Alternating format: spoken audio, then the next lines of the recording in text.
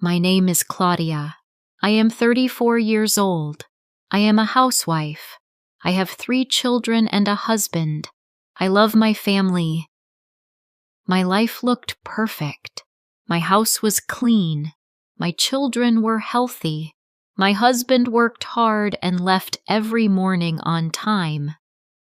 My days started much earlier than everyone else's. Before the alarm clock rang, I was already awake. I put the kettle on. I prepared breakfast. I packed lunch boxes. My children came into the kitchen half asleep. They ate without thinking much. Sometimes they complained if fruit was missing or clothes weren't ready, but almost never did they ask me, "Mom, have you eaten?" My husband kissed me on the forehead. "Thanks, love, for everything. I'm late." Sometimes he praised my cooking in front of friends. "How well your wife cooks," they said. He smiled proudly. He never saw that I had slept 30 minutes less to make that lunch. My house looked perfect. Clean rooms, folded clothes, food on the table. People admired it, but no one saw the invisible cost. Because I knew. I was always available. I always said yes. I always fixed everything. I just didn't know how to stop without feeling like I was failing everyone. I had things I loved, but I paused them. Reading novels at night, walking without rushing, taking online courses. Every day I told myself, when things calm down, I'll go back to that. But calm never came. My own sister, Marcella, lived across the city with 2 children and a busy life, or at least that's what she always said. "Oh, Claudie, I'm so busy.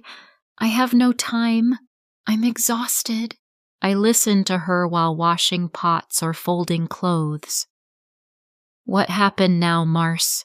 I asked. "Tomorrow? I have a work meeting. My kids get out early. Can you watch them?" That little while always became hours. I looked at my tired body, my mental list of tasks, and said what I always said. "Yes, send them over." Marcella smiled. "You always save me. You're good at everything." It sounded like a compliment. But deep down, it was a sentence. "You can handle everything, so I will leave more for you." When the kids' school asked for a special donation, she called again. "Clau, could you make something for the class? You're at home anyway." And when there was a birthday, people wanted it at my house. It's clean, nice, and cozy. Marcella said she would help. Most of the time, she didn't. After everyone left, I stayed alone, cleaning dishes and picking up leftovers. At home, things were similar. I loved my husband and children. They weren't bad people, but habit had made them expect me to do everything.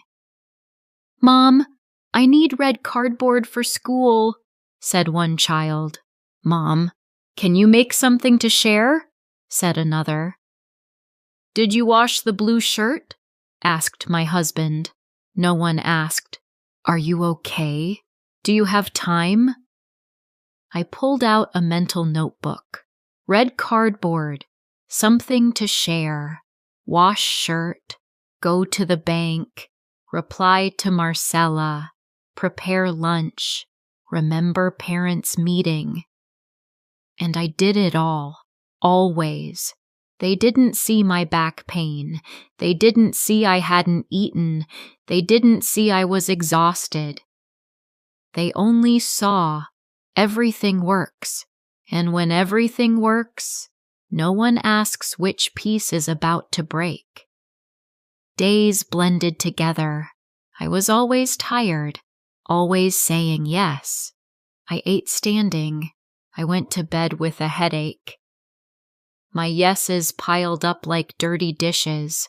I said yes to avoid trouble, to avoid disappointing anyone. Every yes took a piece of me. One day, I looked in the mirror. I didn't know who I was anymore, only who I served. At first, I thought I was just tired, but my body spoke. My heart raced. I got short of breath.